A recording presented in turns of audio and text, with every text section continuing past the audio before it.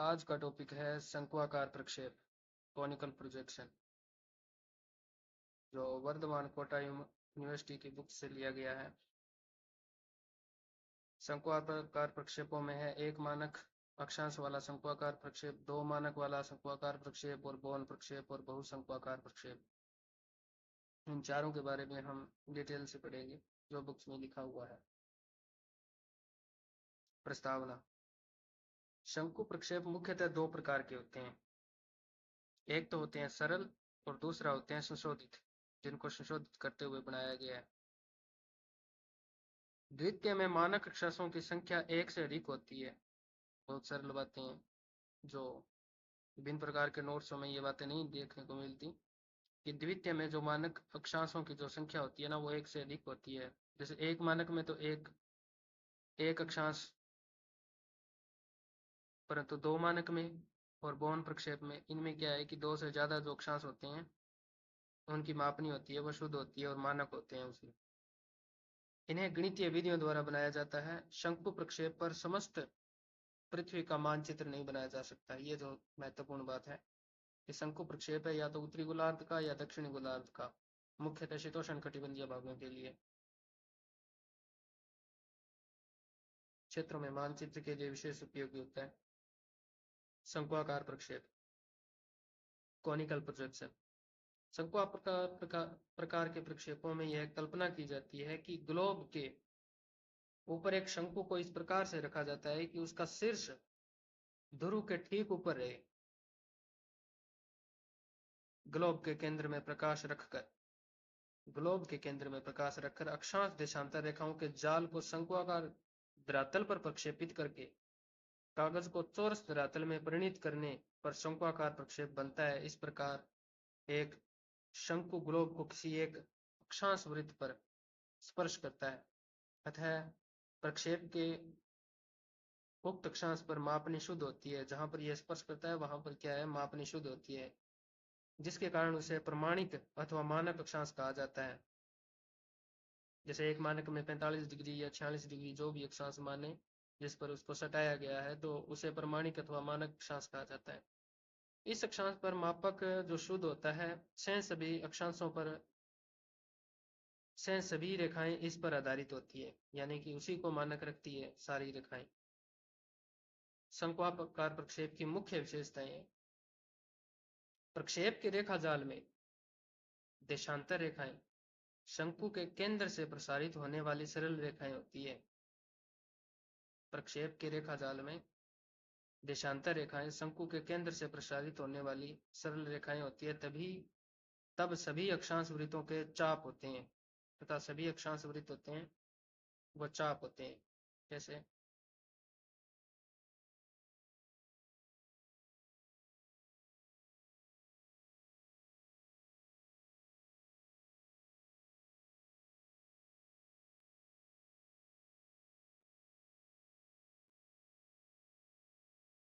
अब इसमें ध्रुव यहां पर आएगा, ध्रुव चाप की तरह 60 डिग्री, 50 डिग्री, 45 डिग्री और भूमध्य रेखा।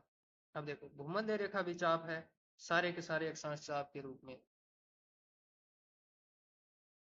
कहां से?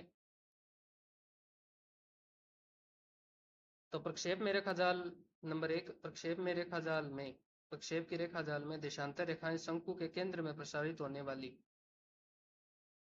सरल रेखाएं होती है। अब देशांतर रेखाएं कैसे सरल रेखा होती है?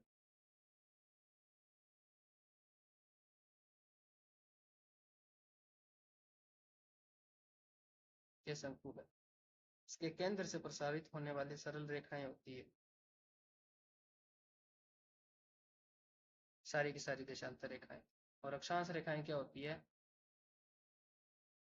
सकेंद्रीय चाप होते हैं। नंबर 2, मापक की शुद्धता केवल मानक अक्षांश पर होती है। नंबर 2, मापक की जो शुद्धता होती है ना, वो मानक अक्षांश पर होती है और सभी देशांतरों पर शुद्ध होती है। अगर आपको पूछे कि कोनिकल प्रोजेक्शन में देशांतर रेखाएं मानक होती है क्या? हाँ, सभी देशांतर रेखाएं मानक होती है। नंबर 3, ध्रुव को एक बिंदु के रूप में दर्शाया जाता है। ध्रुव को एक बिंदु के रूप में दर्शाया जाता है। कैसे कैसे हो सकता है? ध्रुव को तो बिंदु के रूप में दर्शाया ही नहीं जा सकता। ध्रुव को तो चाप के रूप में दर्शाया जाता है। फिर भी चेक करेंगे। हो सकता है कि एक मानक और दो मानक में चाप के रूप में हो, बाकी बौन प्रक्षेप में बिंदु की तरह हो। तो इस कारण स्पष्ट नहीं कह सकते कि भी जो ध्रुव है वो चाप के रूप में है या बिंदु के रूप में है, परंतु मुख्यतः जो बात है वो बिंदु के रूप में है।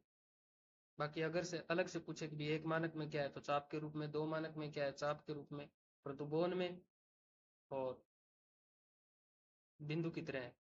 नंबर 4, ध्रुव प्रदेश रण भूमध्य रेखीय क्षेत्रों में मानचित्रों के लिए प्रक्षेप अनुपयुक्त है। भूमध्य रेखीय यानी भूमध्य रेखा पर मानचित्रों के लिए प्रक्षेप अनुपयुक्त है, क्योंकि इन स्थानों पर मानचित्रों का संकुचन एवं विवर्धन बहुत अधिक हो जाता है। क्षेत्रफल व दिशा बहुत अशुद्ध हो जाती है तथा प्रक्षेप केवल और केवल मध्य अक्षांशों के लिए मानचित्रों के लिए बहुत उपयोगी है। बहुत ही महत्वपूर्ण लाइन है कि कॉनिकल प्रोजेक्शन होता है वो किन अक्षांशों के लिए सबसे ज्यादा महत्वपूर्ण होता है। तो कॉनिकल प्रोजेक्शन होता है वो शीतोष्ण कटिबंधीय भागों के लिए बहुत ही ज्यादा महत्वपूर्ण होता है, ध्रुवों की तरफ। और इसके अलावा भूमध्य रेखा की तरफ इनमें क्या है, विसंगतियां आनी शुरू हो जाती है, जो भूमध्य रेखा पर आते आते बहुत ज्यादा हो जाती है। नंबर 5, समस्त संसार का मानचित्र एक ही प्रक्षेप पर नहीं बनाया जा सकता। यही जो मुख्य बातें हैं, छोटी छोटी बातें हैं कि इसमें असल कहना क्या जाता है, एक बड़ा व्यू। ये प्रक्षेप केवल छोटे देशों एवं भूमध्य भू या छोटे छोटे देशों तथा भूभागों के लिए उपयुक्त है, छोटे भागों के लिए उपयुक्त है। रचना विधि के अनुसार शंक्वा प्रक्षेपों मुख्य भेद इस प्रकार है: एक मानक शंक्वाकार प्रक्षेप, दो मानक शंक्वाकार प्रक्षेप, बौन प्रक्षेप और बहुशंक्वाकार प्रक्षेप। निम्न में से पूछा जा सकता है कि निम्न में से कौन सा है शंक्वाकार प्रक्षेप नहीं है। अगर यहाँ पर एक मानक, दो मानक, बौन और बहुशंक्वाकार का नाम आता है तो वो सारे के सारे क्या है, शंक्वाकार या कॉनिकल प्रोजेक्शन है। एक मानक शंक्वाकार प्रक्षेप, conical projection of one standard parallel.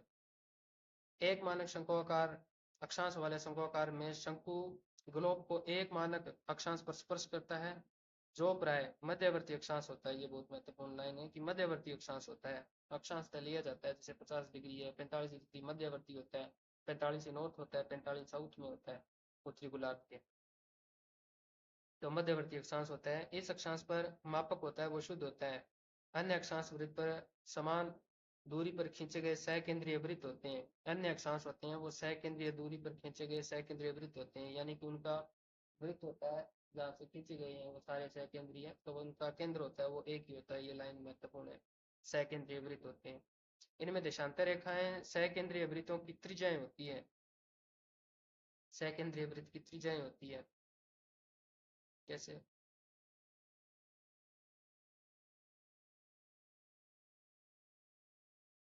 ये है कॉनिकल प्रोजेक्शन। त्रिज्याएं किस प्रकार से है, मान लो यहाँ से 0 डिग्री का भूमध्य रेखा खींची, उसके बाद में ये सरल रेखाएं हैं, देशांतर रेखाएं। जब इस प्रत्येक गोले को बड़ा किया जाएगा तो ये क्या है, ये त्रिज्या ही तो है अपने आप में। यहाँ पर ये त्रिज्याओं के रूप में काम करती है, तो इस कारण कहा जा सकता है कि अन्य अक्षांश वृत्त समान दूरी पर खींचे गए सहकेंद्रीय वृत्त होते हैं। उनमें देशांतर रेखाएं सहकेंद्रीय वृत्तों की त्रिज्याएं होती है जो अक्षांश रेखाओं को समकोण पर काटती है। ये लाइन महत्वपूर्ण है। यह एक संघर्ष प्रक्षेप है, परस्पेक्टिव। संघर्ष नहीं है ये, संघर्ष है। संघर्ष प्रक्षेप है, परस्पेक्टिव प्रोजेक्शन है। ये लाइन कई बार बहुत सारे नोट्सों में नहीं मिलती है, संदर्श और असंदर्श की। बाकी इसमें थोड़ा सा ध्यान रखना है कि ये क्या है, संदर्श प्रक्षेप है, परस्पेक्टिव है। बाद में इसका जो मापनी पर बनाया गया है कि किस प्रकार इसका निर्माण किया जाता है, 1:25 करोड़ की मापनी पर बनाया जाता है। 30 और नॉर्थ और 50 नॉर्थ अक्षांशीय रेखाओं में देशांतर रेखाओं का अंतराल इतना हो तो उसके बाद में प्रक्षेप की रचना करने के लिए हमें 3 मापों की आवश्यकता होती है। एक तो मानक अक्षांश होना जरूरी है, मानक अक्षांश वृत्त का अर्धव्यास। उसके बाद में केंद्रीय देशांतर अक्षांशों के पारस्परिक दूरी। नंबर 1, मानक अक्षांश वृत्त का अर्धव्यास दी गई मापनी के अनुसार पृथ्वी के गोले का अर्धव्यास, ये सूत्र से हम ज्ञात कर लेते हैं। बाकी सभी को पता है कि पृथ्वी का जो त्रिज्या है, वास्तविक त्रिज्या है वो 6371 किलोमीटर है। इसको जब हम सेंटीमीटर में बदलते हैं तो बन जाता है 63 करोड़ सेंटीमीटर। इसको राउंड फिगर में लिखते हैं तो 64 करोड़ सेंटीमीटर लिख देते हैं। जब ये सेंटीमीटर का मापक ये है 64 करोड़, तो इंच का मापक हो जाता है 25 करोड़ 25 करोड़ इंच। मुख्यतः इन्हीं से अर्धव्यास ज्ञात किया जाता है। देखो ये है ना 63 करोड़ 50 लाख। यहाँ पर आप 63 करोड़ को भी मान सकते हो, अगर मापनी सेंटीमीटर में दी हुई तो 63 करोड़ मान सकते हो, 63 करोड़ 50 लाख 50 लाख मान सकते हो, 64 करोड़ मान सकते हो। और उससे नीचे रखी जाती है उसकी आरब की हर संख्या। बाद में इसका अर्धव्यास आ जाता है जो सेंटीमीटर में आता है। यहाँ पर कितना निकल के आया है, जो त्रिज्या निकल के आई है वो 2.54 सेंटीमीटर का। अब 2.54 सेंटीमीटर का एक वृत्त बनाएंगे, वृत्त की जो त्रिज्या लेते हुए। अब ये यहाँ पर 2.54 है। ये इतनी प्रकार की चाप भरकर यहाँ पर एक गोले का निर्माण करेंगे। बाकी सभी को पता है।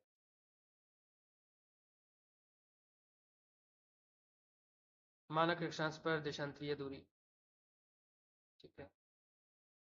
अब इस प्रकार का मानचित्र बनता है। अगर ये मानचित्र आपको पूर्णतः याद है तो किसी प्रकार का क्वेश्चन है वो आप कर सकते हो इसमें। अब इसमें जो मुख्य है ना रेखा, ये है 90 डिग्री की।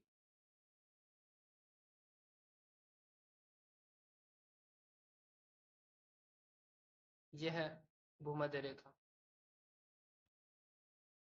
आप देख रहे हो यहाँ पर कि दो अक्षांशों के बीच में दूरियां क्या है, समान है।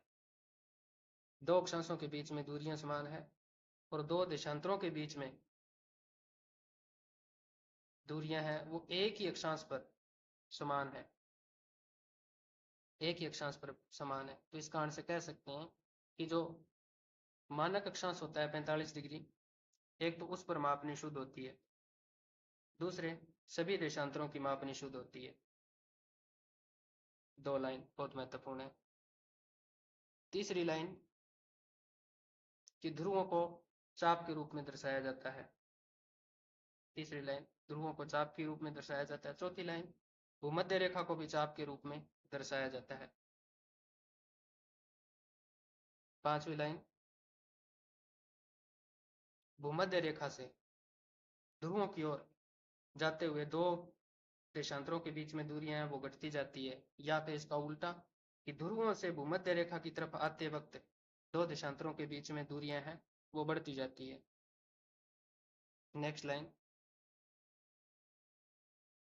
एक ही अक्षांश पर दो देशांतरों के बीच में दूरियां हैं वो समान रहती है। दो देशांतरों के बीच में जो दूरियां हैं वो समान रहती है एक ही अक्षांश पर। नेक्स्ट लाइन कि संपूर्ण विश्व को इस पर नहीं दर्शाया जा सकता, सिर्फ एक गोलार्ध को दर्शाया जा सकता है। और भूमध्य रेखा कैसी होती है, चाप के रूप में होती है, सीधी नहीं होती है। बहुत सारे प्रक्षेप आएंगे जिसमें भूमध्य रेखा बिल्कुल सरल और सीधी होगी, ठीक है ना, भूमध्य रेखा सीधी हो। परंतु एक मानक में क्या है, एक मानक में है जो भूमध्य रेखा है वो चाप के रूप में, ध्रुव भी चाप के रूप में। उसके बाद में है इन्हीं बातों को आगे बिंदुओं के रूप में प्रकट किया जाता है। तो ये एक मानक प्रक्षेप है, इसमें कोई ज्यादा बड़ी बात नहीं है कि याद नहीं होता है। मुख्य बातें इसी चित्र को देखकर समझ में आ जाती है, परंतु कुछ एक बातें होती है जो कुछ मानक पुस्तकों से ली गई है वो इस नोट्स में डाली गई है, इस कारण से इसका अध्ययन जरूरी है। सर्वप्रथम एक ऊर्ध्वाधर सरल रेखा, ठीक है, इसका जो निर्माण है वो तो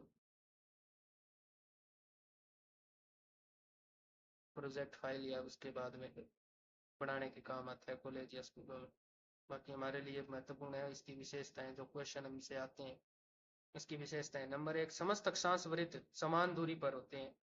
पहली बात, समस्त अक्षांश वृत्त होते हैं वो समान दूरी पर खींचे गए चाप होते हैं। ये बहुत महत्वपूर्ण शब्द लिखा हुआ है। समान दूरी पर तो होते हैं, परंतु सरल रेखा के रूप में नहीं होते। तो होते कैसे हैं? चाप के रूप में। तथा सभी देशांतर रेखाएं सरल रेखाओं के रूप में होती है, शंकु के शीर्ष से खींची जाती है। ठीक है, शंकु के शीर्ष से खींची जाती है और समकोण पर काटती है। अक्षांश व देशांतर रेखाएं एक दूसरे को, सारी की सारी अक्षांश, सारी की सारी देशांतर रेखाएं एक दूसरे को समकोण पर काटती है और उनके मध्य की दूरी भी समान रहती है। नंबर 3, प्रक्षेप में ध्रुव एक चाप के द्वारा प्रकट होता है। ये इसकी सबसे महत्वपूर्ण बात है, इसकी और दो मानक की। जो ध्रुव होता है वो चाप के रूप में कटा हुआ दिखाई देता है। कईयों में सरल रेखा के रूप में आएगा, कईयों में बिंदु के रूप में आया, परंतु इन दो अक्षांशों में, दो प्रक्षेपों में जो ध्रुव होता है वो चाप के रूप में होता है। नंबर 4, मानक अक्षांश पर मापनी शुद्ध होती है। मानक अक्षांश जो भी हमने माना है उस पर मापनी क्या है? शुद्ध है। परंतु शीर्ष अक्षांश वृत्तों पर मापनी शुद्ध नहीं होती, यानी कि ऊपर उस मानक अक्षांश से जस्ट ऊपर और उसके जस्ट नीचे होते हैं ना, उनकी जो मापनी है वो शुद्ध नहीं होती। बाकी सारे के सारे देशांतरों की मापनी शुद्ध होती है। नंबर 5, मानक अक्षांश पर आकृति एवं क्षेत्रफल सही प्रदर्शित हो जाता है। ठीक है, ये सबसे महत्वपूर्ण लाइन है इसकी,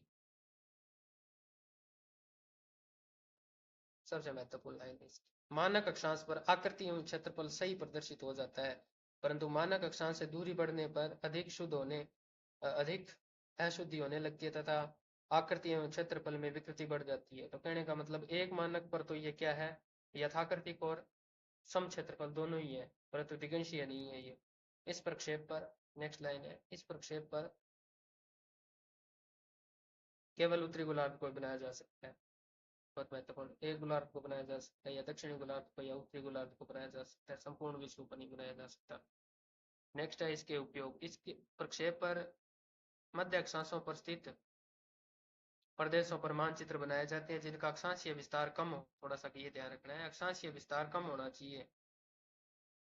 यूरोप महाद्वीप के छोटे देशों के मानचित्र बनाने के लिए इस प्रक्षेप का उपयोग किया जाता है। थोड़ा सा ये ध्यान रखना है, ये लाइन यहीं पर आती है, बाकी किसी भी क्लास के नोट्स में आपको ये लाइन नहीं मिलेगी कि इस प्रक्षेप पर यूरोप महाद्वीप के छोटे देशों का निर्माण होता है। छोटे देशों का, ये लाइन आपको कहीं नहीं मिलेगी अलावा इस बुक के। यूरोप महाद्वीप के छोटे छोटे देशों के मानचित्र बनाने के लिए भी इस प्रक्षेप का प्रयोग किया जाता है।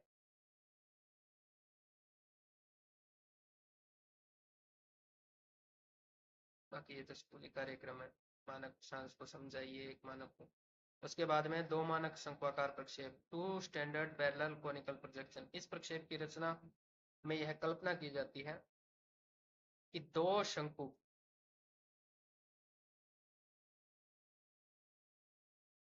कल्पना की जाती है कि दो अक्षांशों पर ग्लोब को स्पर्श करता है, दो अक्षांशों पर ग्लोब को स्पर्श करता है। जैसे ये हो गया 45 का, ये हो गया 40 का, इस प्रकार से ये हो गया 60 का। ये भी हो सकता है 60 से 40 भी हो सकता है, 60 से 45 भी हो सकता है, 45 से 40 भी हो सकता है। तो इसका एक अन्य भी नाम है छेदक, को छेदक भी कह सकते हैं।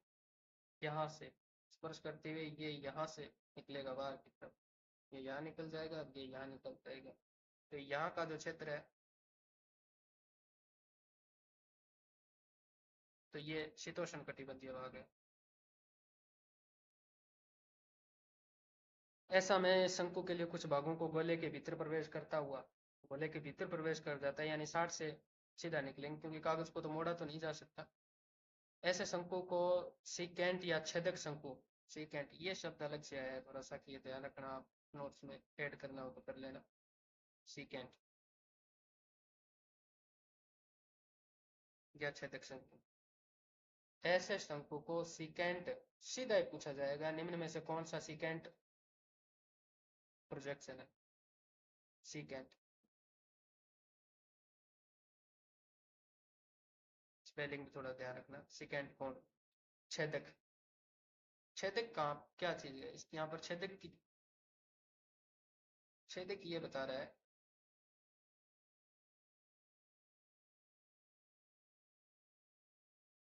60 डिग्री, 45 डिग्री। ये यहाँ से इसको छेद करते हुए कह रहा है कि यहाँ से प्रवेश करेगा कागज और यहाँ से बाहर निकल जाएगा, यहाँ से बाहर निकल जाएगा और यहाँ से प्रवेश करेगा। तो ये जो बीच का क्षेत्र है ना, ये छेदक के रूप में दिखाई देता है यहाँ पे, इस कारण से इसको छेदक कहा गया है। क्योंकि ग्लोब पर जो स्पर्श करेगा कागज, तो वो 99.99% है, वो एक ही रेखा पर स्पर्श करेगा। देखो यहाँ पर स्पर्श कर रहा है, तो इस कारण से। और यहाँ पर क्या करवाया जा रहा है, यहाँ पर दो अक्षांशों से स्पर्श करवाया जा रहा है, तो या तो फिर ग्लोब को चिपकाना पड़ेगा या फिर कागज को मोड़ना पड़ेगा। तो इस कारण से इसको छेदक भी कह सकते हैं। अच्छा शब्द है ये, नोट्स में नहीं मिलता है कई बार, अच्छे अच्छे बुक्स में भी। इस प्रक्षेप में दो मानक निशान होने के कारण एक मानक अक्षांश शंक्वाकार की प्रक्षेप अधिक विस्तृत भूभाग में मानचित्र बनाए जा सकते हैं। देखो कि हमने इसके बारे में वो बातें नहीं की कि विश्व में है वो जो विश्व की लाइनें, या फिर सड़क मार्ग है, रेल मार्ग है, व्लादिवोस्टोक से मास्को तुला तक का जो है रूस का रेल मार्ग है, उसके अलावा ऑस्ट्रेलिया का रेल मार्ग है, उसके अलावा कनाडा का रेल मार्ग है, अमेरिका का रेल मार्ग है। ये सारे के सारे एक मानक की दिशा में चलते हैं, बिल्कुल पैरेलल चलते हैं। इस प्रकार से नदियों का प्रवाह है या सड़कों का, राजमार्गों का है ऑस्ट्रेलिया महाद्वीप में, परंतु ऑस्ट्रेलिया महाद्वीप है वो शीतोष्ण कटिबंध का, उत्तरी अमेरिका और कनाडा है वो भी शीतोष्ण कटिबंध का, उसके अलावा है साइबेरियन रेल मार्ग है वो भी शीतोष्ण कटिबंध भाग का। तो इन चीजों को दर्शाने के लिए क्या कहते हैं कि एक मानक और दो मानक है, उनका प्रयोग किया जाता है। बाकी नेक्स्ट है, जितना भी इस बुक्स में जो लिखा है एक्स्ट्रा नहीं बताएंगे, जो भी इसके बारे में जो लिखा है वो इसके बारे में हम पढ़ेंगे। किंतु दो मानक अक्षांश पर चुने जाने चाहिए। दिए गए अक्षांशीय विस्तार में 2/3 भाग इसके मध्य स्थित हो। त्रिकोणमितीय विधि द्वारा इसकी रचना में एक मानक अक्षांश प्रक्षेप की समान की जाती है। कुछ नहीं है, ये इसकी प्रक्षेप की रचना कैसे होती है। अंतराल है 2πr, ये परिधि को बताता है, आर त्रिज्या को बताता है, वही 63 करोड़ भाग में बटा में कारक की हर संख्या टोटल, उसके बाद में कितने डिग्री का प्रक्षेप खींचा गया है। इस प्रकार से मुख्यतः बात है वही है, एक मानक वाला ही दो मानक की पूरा का पूरा दर्शाता है। इसको भूमध्य रेखा किसमें दिखाता है, ये भूमध्य रेखा को दिखाता है चाप के रूप में, ध्रुवों को दिखाता है चाप के रूप में। अक्षांश और देशांतर रेखाओं के बीच में समकोण बनते हैं सारे के सारे में, सभी के सभी ये समकोण प्रकार के हैं। और सभी देशांतर रेखाएं वो सरल रेखा के रूप में है, सारे के सारे अक्षांश है वो सहकेंद्रीय चाप के रूप में होते हैं। इसमें ये शब्द लिखता है कि सहकेंद्रीय चाप, ये सबसे महत्वपूर्ण है, क्योंकि यहाँ पर प्रकार की नोक रख कर सारे के सारे चाप काटे गए हैं, सारे के सारे चाप काटे गए, तो इस कारण से क्या ये सहकेंद्रीय चाप के रूप में। बाकी इन्हीं बातों को पॉइंट्स के रूप में लिखा जाता है, तो वो क्या है कि सारी सारी की विशेषताएं हो जाती है। बाकी ये शीतोष्ण कटिबंधीय भाग के लिए ज्यादा, एक मानक से ज्यादा उपयुक्त है। विशेषताएं, जो जो विशेषताएं है ना वो सबसे ज्यादा महत्वपूर्ण है, उन्हीं में आप अपने नोट्स का मिलान कीजिए, जो बातें नहीं है उनको आप नोट कीजिए। विशेषताएं, दो मानक अक्षांशों पर मापनी शुद्ध होती है, यानी कि दोनों ही दो मानक होते हैं अक्षांश, उन्हीं पर मापनी शुद्ध होती है, उनके अलावा नहीं होती है। अक्षांशों की बात हो रही है, नहीं कि देशांतरों की। परंतु अन्य अक्षांशों पर, वृत्तों पर मापनी शुद्ध नहीं होती है, उत्तर की तरफ घट जाती है, दक्षिण की तरफ बढ़ जाती है, यानी भूमध्य रेखा की तरफ बढ़ जाती है, और उत्तर की तरफ मापनी है वो घट जाती है। दो मानक अक्षांश होने के कारण यह प्रक्षेप एक मानक अक्षांश की तुलना में अधिक शुद्धता रखता है। ये समय तक है नहीं, इसको इसीलिए बनाया गया है कि कुछ चीजें होती है वो एक मानक पर दर्शाई नहीं जा सकती। जैसे ज्यादातर दिखाए जाते हैं वो रेल मार्ग होते हैं, तो रेल मार्ग ऐसे होते हैं। अगर एक मानक को स्टैंडर्ड पैरेलल करेंगे तो इसके बाद में इसका पूरा क्षेत्रफल नहीं दिखा पाएगा इस प्रकार से। इस कारण से दो मानक को स्टैंडर्ड कर लिया जाता है, एक तो इसको मानक कर लेते हैं, एक इसको मानक कर लेते हैं, फिर उसके बीच में जितना भी क्षेत्र होता है ना उसको क्या कर लेते हैं, उसकी गणना कर लेते हैं। तो ये एक सम क्षेत्रफल और यथाकृतिक है, आकृति भी शुद्ध है। सभी देशांतर रेखाओं पर मापनी शुद्ध होती है, ये वन स्टैंडर्ड की भी यही लाइन थी, सभी देशांतर रेखाओं पर मापनी शुद्ध थी। सभी अक्षांश व देशांतर एक दूसरे को समकोण पर काटते हैं, ये भी उसी के समान ही है। इस प्रक्षेप पर समस्त संसार का मानचित्र नहीं बनाया जा सकता। बिल्कुल सही बात है। उत्तरी गोलार्ध या दक्षिणी गोलार्ध का ही बनाया जा सकता है, संपूर्ण विश्व का नहीं बनाया जा सकता। इस प्रक्षेप पर ध्रुव को चाप के द्वारा प्रकट होता है। ये बहुत महत्वपूर्ण लाइन है। ध्रुव है वो चाप के रूप में है, बाकी कहीं नहीं आएगा। ये लाइन यहीं पर आ रही है, बाकी और कहीं नहीं आएगी कि ध्रुवों को चाप के रूप में दर्शाया जाता है। अतः ध्रुवीय क्षेत्रों में मानचित्र बनाने के लिए इसका उपयोग नहीं किया जाता। ठीक है ना, तो नहीं किया जाता क्योंकि असल में ध्रुव होता है वो बिंदु के रूप में होता है, और ये उसको दिखा रहा है चाप के रूप में, तो इसके कारण इसका मतलब क्षेत्र बढ़ा दिया उसने उसका। तो अशुद्धता आ गई। जैसे ही अशुद्धता आई तो वहां पर तो दर्शाया ही नहीं जा सकता। ये तो सिर्फ बीच के शीतोष्ण कटिबंध भाग के बीच के या फिर मध्य अक्षांशीय भाग के बीच के भागों के लिए प्रयोग किया जाता है। नेक्स्ट लाइन है इसके उपयोग, बहुत महत्वपूर्ण है उपयोगों के लिए। ये पूछे गए हुए हैं, कम से कम 20 बार ये क्वेश्चन आए हुए उपयोग का। तो मानक अक्षांश से दूरी बढ़ने के साथ साथ क्षेत्रों में आकृति तथा क्षेत्रफल में विकृति बढ़ने लगती है। अतः अक्षांश अधिक अक्षांशीय विस्तार के देशों के मानचित्र इस प्रक्षेप पर नहीं बनाए जाते। यानी कि जिन देशों का अक्षांशीय विस्तार ज्यादा हो, जैसे मान लो कि रशिया है, चाइना है, ये शीतोष्ण कटिबंधीय भाग के हैं, परंतु यहाँ इनका क्षेत्रफल बहुत ज्यादा है। हमें तो सिर्फ वही लेना है जो दो मानक के बीच में पैरेलल स्टैंडर्ड हो जाए। तो इनका विस्तार बहुत ही ज्यादा होता है इनका, जैसे रशिया का है, तो रशिया का ये पूरा का पूरा क्षेत्रफल है। व्लादिवोस्टोक से लेकर यहाँ से लेकर वो रेल मार्ग मास्कोतुला से लेकर यहाँ पर चलता है। अगर इसका मापन किया जाए तो मान लो कि इसको ऊपर वाले को मान कर लिया, दूसरे को मान कर लिया, तो ये नहीं ज्ञान किया जा सकता। क्यों? क्योंकि यहाँ पर देशांतर रेखाओं की तो मापनी शुद्ध है, परंतु अक्षांशों की तो दो पर ही मापनी शुद्ध है। चाहे आप इसको 70 ले लो, चाहे इसको 80 ले लो, परंतु फिर भी ये ना पूरा का पूरा सही नहीं दर्शा पाएगा। सिर्फ और सिर्फ ये रेखाओं के लिए, सड़कों के लिए, रेल मार्गों के लिए, उसके अलावा परिवहन के साधनों के लिए, नदियों के लिए, इन्हीं के लिए प्रयुक्त किया जाता है। तो छोटे देश होने चाहिए जो इनके बीच में बने रहे, बड़े देशों के क्षेत्र को नहीं बनाए जा सकते। और यही क्वेश्चन आते हैं मानचित्र वालियों में। यूरोप तथा ऑस्ट्रेलिया के, यानी यूरोप महाद्वीप के छोटे देश हैं वहां पर, उसके अलावा ऑस्ट्रेलिया में भी छोटे देश हैं। अन्य राज्यों के मानचित्र बनाने के लिए प्रक्षेप बहुत उपयोग किया जाता है। बॉन प्रक्षेप सबसे महत्वपूर्ण और सबसे ज्यादा इंपॉर्टेंट और सबसे ज्यादा क्वेश्चन आए, जिससे कम से कम अब तक जो परीक्षा में प्रश्न पूछे गए हैं, कम से कम 50 क्वेश्चन है जो रिपीट भी हुए हैं, और सबसे ज्यादा क्वेश्चन है ये बॉन प्रक्षेप से आते हैं। जिक्र करेंगे जिनका भी जो क्वेश्चन पूछा गया है। यह एक संशोधित प्रक्षेप है, ये क्वेश्चन आया हुआ है। यह एक संशोधित प्रक्षेप है, किसका क्वेश्चन पूछा जाता है कि यह एक संशोधित तो है, परंतु किसका। ये संशोधित है एक मानक का, जिसकी रचना की गई थी रिगोबर्ट बॉन के द्वारा, रिगोबर्ट बॉन के द्वारा की गई थी। इसमें ये भी क्वेश्चन आया हुआ है रिगोबर्ट बॉन का। इसमें एक मानक शंक्वाकार प्रक्षेप की भांति, एक मानक, दो मानक नहीं नाम लिया यहाँ पे, एक मानक शंक्वाकार प्रक्षेप की भांति मध्यवर्ती अक्षांश वृत्त को मानक अक्षांश माना जाता है, तथा अन्य अक्षांशों पर अक्षांश वृत्त जिसकी किसी के केंद्र में खींची गई सहकेंद्रीय रेखाएं होती है, बिल्कुल एक मानक की तरह ही है। अन्य अक्षांश रेखाएं वो सहकेंद्रीय चाप के रूप में होती है। केंद्रीय मैदान सरल रेखा होती है, केंद्रीय मध्याह्न है वो सरल रेखा होती है, जो बिल्कुल 0 डिग्री ग्रीनविच जीएमटी लाइन है वो एक सरल रेखा के रूप में होती है, बाकी सरल रेखा नहीं होती। क्यों? क्योंकि अन्य देशांतर क्या होते हैं वो वक्राकार होते हैं। अन्य देशांतर क्या होते हैं वो वक्राकार होते हैं।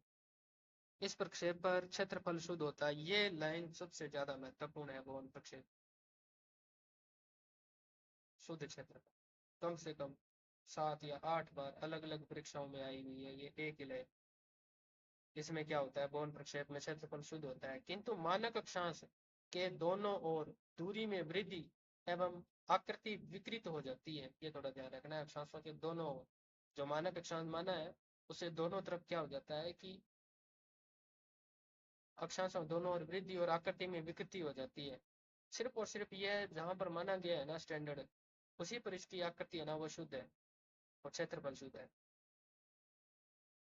बॉन प्रक्षेप में देशांतर रेखाएं बनाने के लिए अक्षांश वृत्तों को मानक अक्षांश वृत्त की भांति विभाजित करना आवश्यक होता है। ठीक है, नेक्स्ट अगर ग्राफ पढ़ेंगे तो उसमें पता चलेगा। इसी कारण आकृति वक्राकार हो जाती है। कि सभी अक्षांश वृत्तों को मानक अक्षांश वृत्त की भांति विभाजित करना आवश्यक होता है। तो इसमें क्या लाइन का है कि सभी अक्षांश वृत्तों को मानक अक्षांश, कहने का मतलब है कि बोन प्रक्षेप में सारे के सारे अक्षांश होते हैं ना, वो मानक अक्षांश हो जाते हैं। और क्षेत्रफल की शुद्धता के कारण इस प्रक्षेप में मानचित्र अवयवों में महाद्वीपों तथा अन्य अक्षांशीय क्षेत्रों में बहुधा प्रयोग में लिया जाता है। सबसे ज्यादा जो प्रयोग किया जाने वाला ये। बाकी ध्यान रखना है ये किस के लिए, उष्ण कटिबंध, शीतोष्ण या शीत कटिबंध, तो शीतोष्ण भागों के लिए ज्यादा उपयुक्त है, शीतोष्ण भागों के लिए। और क्षेत्रफल अगर जब समान दिखा रहा है तो शीतोष्ण भागों में होता है सबसे ज्यादा गेहूं, जो जई, सेब, और इसके अलावा है टेगा वन, टुंड्रा वन। इनकी जो है क्षेत्रफल ज्ञात करने के लिए ये ज्ञात किया जाता है कि कौन से प्रक्षेप पर। तो कोनिकल प्रोजेक्शन का बहुत महत्वपूर्ण है, वो है बोन प्रक्षेप। ये अक्षांश और देशांतरीय अंतराल है, ये इसका मानचित्र है।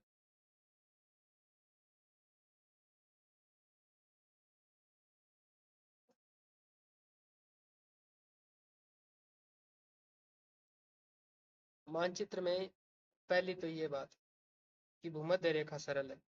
दूसरा, सिर्फ और सिर्फ भूमध्य रेखा ही सरल है और कोई सरल नहीं है। दूसरा, भूमध्य कहाँ पे, ग्रीनविच रेखा, यह है ग्रीनविच रेखा, GMT, ग्रीनविच मीन टाइम। और भूमध्य रेखा वो क्या है, चाप के रूप में। 10 डिग्री या 20 डिग्री वो भी है चाप के रूप में, चाप के रूप में। 45 डिग्री है, 40 डिग्री है, वो भी क्या है, चाप के रूप में। 70 डिग्री भी, वो भी क्या है, चाप के रूप में।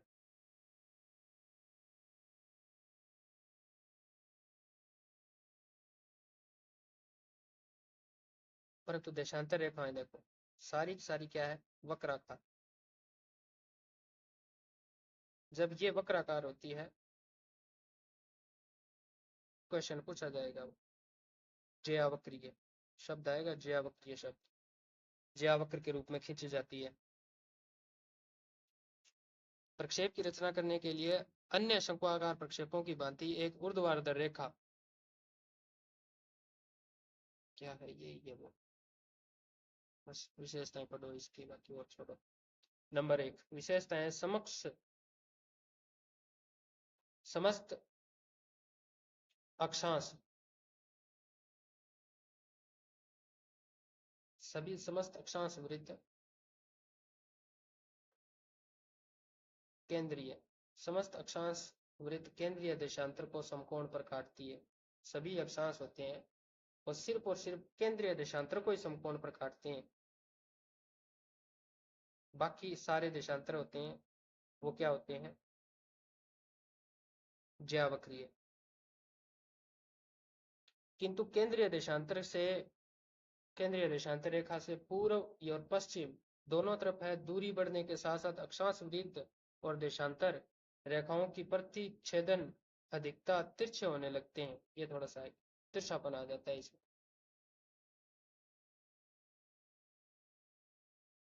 नंबर 2, इस प्रक्षेप में ध्रुव एक बिंदु के रूप में दर्शाया जाता है। ये बहुत ही महत्वपूर्ण लाइन है। ध्रुवों को कैसे दिखाया जाता है, क्योंकि एक मानक में क्या था, सरल चाप के रूप में था, और 2 मानक में भी ध्रुव कैसा था, चाप के रूप में था। परंतु इसमें क्या है, बिंदु वास्तविक रूप में जैसा होता है वैसा ही दर्शाया गया है। कैसा कि बिंदु होता है, ध्रुव होता है बिंदु के रूप में, तो बिंदु के रूप में ही दर्शाया गया। ये क्वेश्चन बहुत बार आया हुआ, नोट कर लें। समस्त अक्षांश वृत्तों तथा केंद्रीय देशांतरों पर, नंबर 3 है, समस्त अक्षांश वृत्तों तथा केंद्रीय देशांतों पर मापनी शुद्ध होती है। ये बहुत महत्वपूर्ण लाइन है कि समस्त अक्षांश वृत्त, सारे ही तो अक्षांश वृत्त, सारे ही तो अक्षांश वृत्त तथा केंद्रीय देशांतर, सारे देशांतर नहीं है, सिर्फ केंद्रीय देशांतर पर मापनी शुद्ध होती है। अगर आपसे क्वेश्चन पूछे कि सारे अक्षांश और सारे देशांतर पर मापनी शुद्ध होती है, क्या कथन सही है, क्या नहीं, गलत है ये कथन। अगर आपसे पूछे कि केवल ग्रीनविच रेखा 0 डिग्री देशांतर पर मापनी शुद्ध होती है, तो हाँ ये कथन है, केवल देशांतर रेखा पर एक पर ही शुद्ध होती है, सभी देशांतरों पर नहीं होती। परंतु 1 मानक और 2 मानक में क्या थे, सारे देशांतरों की मापनी शुद्ध थी उसमें, परंतु इसमें नहीं है। नंबर 4, अक्षांश वृत्तों पर मापनी शुद्ध है तथा प्रत्येक अक्षांश वृत्त अपने सीमावर्ती अक्षांश समीपवर्ती अक्षांश वृत्तों से शुद्ध दूरी पर होता है तथा इस प्रक्षेप में सम क्षेत्रफल का गुण पाया जाता है। ये लाइन बहुत बार आई हुई है। इस प्रक्षेप में केंद्रीय देशांतर जो रेखा होती है सरल रेखा होती है। अच्छी बात है, ये सबसे महत्वपूर्ण बात है इसमें। कम से कम 5 बातें हैं, प्रत्येक प्रक्षेप की 5 बातें हैं जिसको याद करना और ध्यान रखना बहुत आसानी से। तथा शेष सभी देशांतर रेखाओं की आवर्ती वक्राकार होती है। वक्राकार, सारे के सारे देशांतर वक्राकार होते हैं, केवल मध्य प्रधान देशांतर को छोड़ते हुए। ये कोई जरूरी नहीं है प्रधान देशांतर 0 डिग्री हो। अगर भारत के मैप के बिल्कुल बीच में से अगर भारत का मैप दिया जाए और इसका मध्यवर्ती 80 डिग्री माना जाए, तो यहाँ की जो रेखा होती है ना वो सरल रेखा हो जाएगी, बाकी इसके चार दोनों तरफ है ना वो सारी की सारी वो क्या हो जाएगी, वक्राकार हो जाएगी। सारी की सारी रेखाएं वक्राकार हो जाएगी और सारे के सारे जो अक्षांश होते हैं ना उन पर क्या हो जाएगी, मापनी हो जाएगी, वो शुद्ध हो जाएगी। परंतु आप इसमें एक बार और चेक करो किस प्रकार का कि भूमध्य रेखा को सरल किया गया है या नहीं किया गया। क्वेश्चन ये देखो, भूमध्य रेखा अब भी सरल नहीं है। भूमध्य रेखा अब भी सरल नहीं है।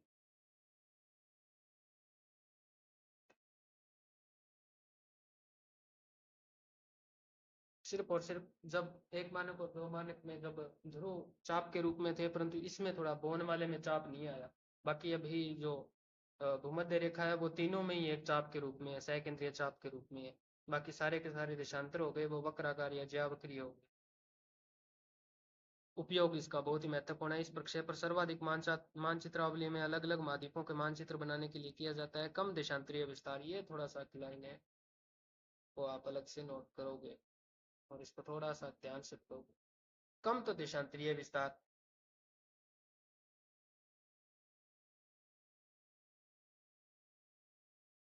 देशांतरीय विस्तार कम हो। जब यहाँ पर वो देशांतरीय विस्तार कम कह रहा है तो अक्षांशीय विस्तार क्या होना चाहिए, ज्यादा। ज्यादा अक्षांशीय विस्तार, जैसे चिली, दक्षिण अमेरिका आदि को बनाने के लिए प्रक्षेप विशेष रूप से उपयोगी है। यही कारण है कि बोन प्रक्षेप पर केंद्रीय देशांतर के समीप क्षेत्रफल के साथ साथ आकृति भी काफी शुद्ध समान रहती है और शुद्ध रहती है। इसके अतिरिक्त मध्य अक्षांशीय क्षेत्रों में वितरण तथा सांख्यिकी मानचित्र बनाने के लिए इसका प्रक्षेप का उपयोग किया जाता है।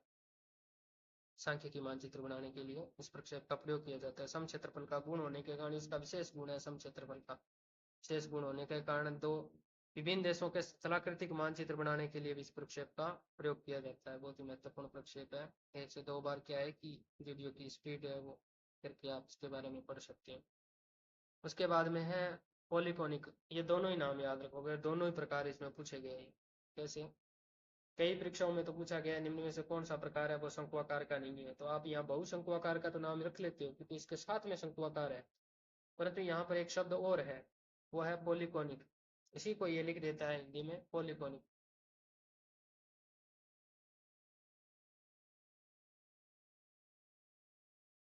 पॉलीकोनिक ऐसे आया हुआ है क्वेश्चन। पॉलीकोनिक किस प्रक्षेप का प्रकार है, तो यह है शंकुआकार प्रक्षेप का। यह एक असंदर्श शंकुआकार प्रक्षेप है। बहुत ही महत्वपूर्ण लाइन है इसकी, पहली लाइन जहां से लाइन शुरू है। यह एक असंदर्श प्रक्षेप है। बाकी आप अपने नोट्स में चेक करना कि आपके पास में ये लाइन लिखी है या नहीं लिखी है। बहुशंकुआकार प्रक्षेप होता है, ये असंदर्श होता है। कहने का मतलब इसमें प्रकाश का स्रोत नहीं होता है। किस पर बनता है, तो ये गणितीय विधि पर बनाया जाता है। ये लाइन इतनी बड़ी एक लाइन है जिसकी रचना इस परिकल्पना पर या कल्पना पर की जाती है कि ग्लोब के ऊपर अनेक शंकु रखे गए हैं। ये आईएएस का क्वेश्चन है। यहाँ से ग्लोब के ऊपर अनेक शंकु रखे गए हैं और उनमें से प्रत्येक शंकु एक स्पर्श वृत्त के सहारे ग्लोब को स्पर्श करता है। अतः इस प्रक्षेप में सभी अक्षांश वृत्त मानक अक्षांश होते हैं। सभी अक्षांश वृत्त होते हैं वो मानक अक्षांश होते हैं। तथा इस प्रक्षेप का सर्वप्रथम प्रयोग है अमेरिकी विद्वान विद्वान फर्डिनेंड हेसलर, ये बहुत महत्वपूर्ण है, बहुशंकुआकार प्रक्षेप है। इसमें क्या है कि इसका जो सबसे पहले जो इसका प्रयोग किया था वो यूएसए के थे, फर्डिनेंड हेसलर। बॉर्न प्रक्षेप की भांति इसमें केंद्रीय देशांतर सरल रेखा होती है, यानी कि उसके समान ही जो मध्याह्न देशांतर होता है ना, वही सरल होता है, बाकी कोई भी सरल नहीं होता है, सारे देशांतर वक्राकार ही होते हैं। तो जो लाइनें हैं वो मैं आपको अंडरलाइन करते हुए बताता चलूंगा। सरल रेखाएं होती है, फिर सभी देशांतर वक्राकार होती है, ये लाइन बहुत महत्वपूर्ण है, सभी देशांतर होती हैं वो वक्राकार होती है। और में क्या था, ज्यावक्रीय थी। इस प्रक्षेप का प्रयोग प्राय उन देशों के क्षेत्रों के लिए किया जाता है जिसका विस्तार उत्तर दक्षिण अधिक है तथा पूर्व पश्चिम कम है। कोई भी ऐसा देश जिसका विस्तार उत्तर दक्षिण ज्यादा है, जैसे चिली है, एक पट्टी के रूप में पाया जाता है, उत्तर दक्षिण ज्यादा विस्तार है, पूर्व पश्चिम मात्र दो देशांतरों के बीच में ही सिमट जाता है, जैसे चिली देश। नेक्स्ट है इसमें, ये इसकी आरब की रचना की जाती है, त्रिष्ट करोड़ पर 20,000 की मापनी के द्वारा बस शंक्वाकार प्रक्षेपों की रचना कीजिए। उसके बाद में मानक अक्षांश वृत्तों की दूरियां, सभी अक्षांश होते हैं वो मानक अक्षांश होते हैं। बहुशंक्वाकार प्रक्षेप में सभी अक्षांश मानक अक्षांश होते हैं, सबसे महत्वपूर्ण लाइन। अतः शंकु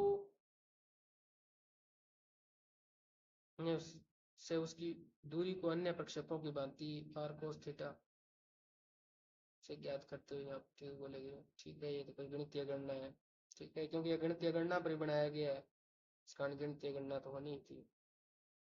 बाकी क्वेश्चन नहीं है यहाँ पर। बाकी आपका यहाँ पर क्वेश्चन हो सकता है जो परिधि होती है वो किसके बराबर होती है, ये 2πr के बराबर होती है ये। बाकी है वो प्रक्षेप बनाने के लिए सूत्र का प्रयोग किया जाता है, किस अक्षांश पर और किस दिशा पर कितनी दूरियां रखी जाएगी।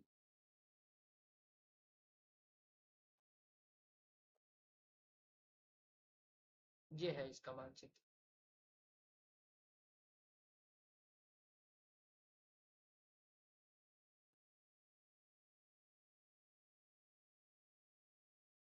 सारे के सारे देशांतर है वो वक्राकार है, सारे के सारे अक्षांश है वो वक्राकार है, सकेंद्रीय नहीं है वो, उनका अलग अलग, प्रत्येक अक्षांश का केंद्र अलग है। ऊपर लिखा है ना TSRQ, ये सारे के सारे इनके क्या है, केंद्र है, अक्षांशों के केंद्र है। इसके अलावा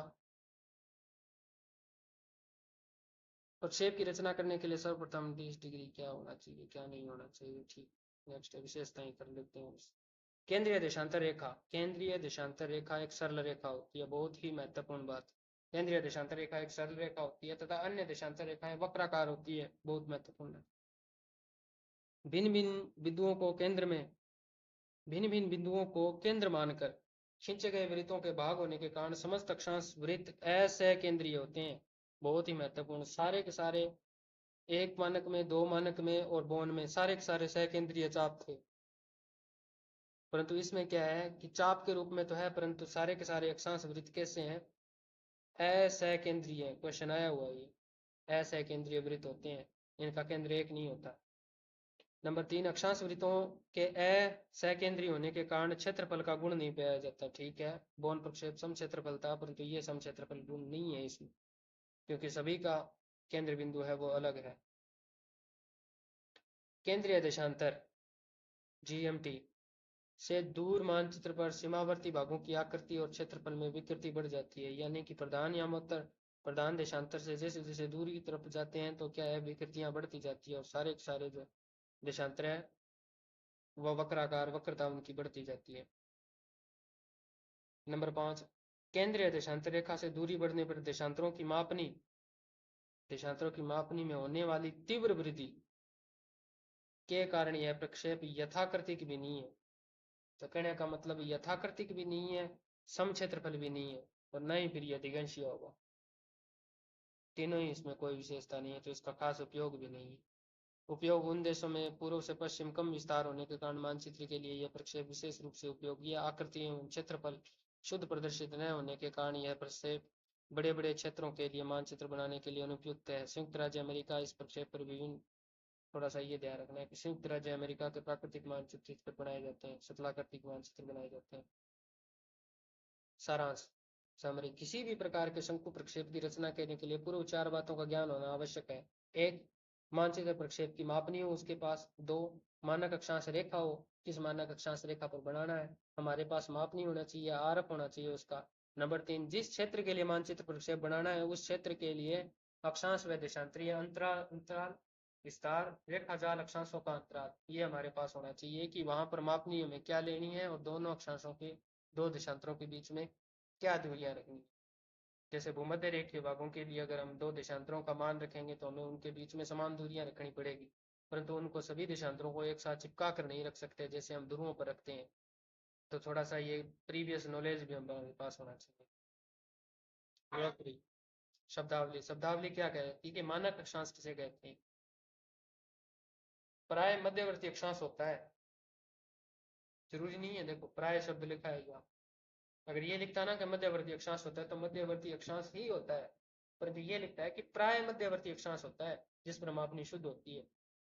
कोई भी मान सकते हैं मानक अक्षांश, 30 degree, 20 degree, 25 degree, 45 degree, 60 degree, 85 degree, कोई भी जहां से कागज को स्पर्श करवाया जाता है। छेदक शंकु, दो मानक अक्षांश वाले में, यह छेदक शब्द उसी के लिए आया जो दो मानक के लिए, क्योंकि 45 और 60 डिग्री के बीच में से जैसे स्पर्श रेखा खींची जाएगी तो पृथ्वी के बीच में से ऊपर गुजरेगी, जहां पर छेदक शब्द लिया गया है।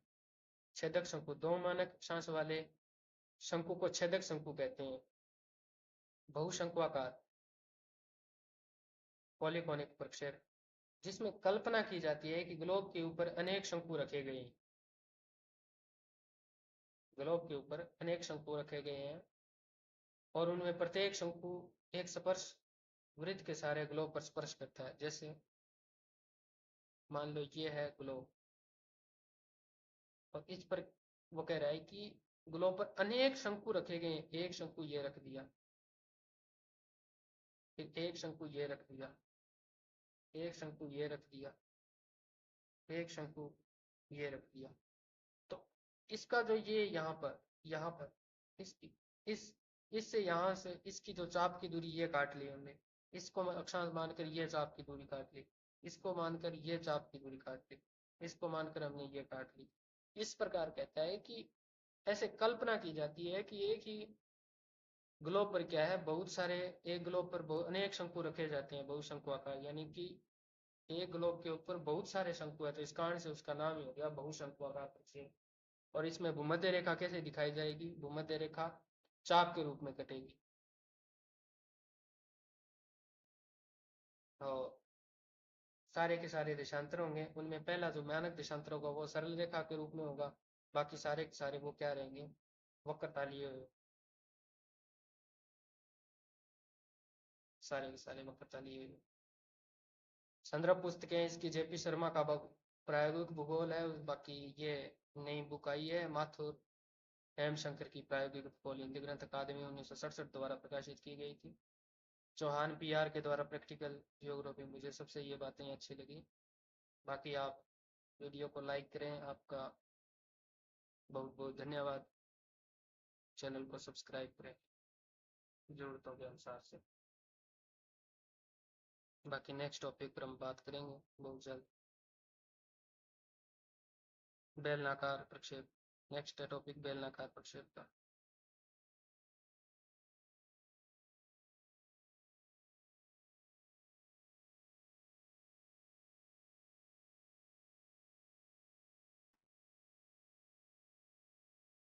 आज का टॉपिक है शंक्वाकार प्रक्षेप, कॉनिकल प्रोजेक्शन।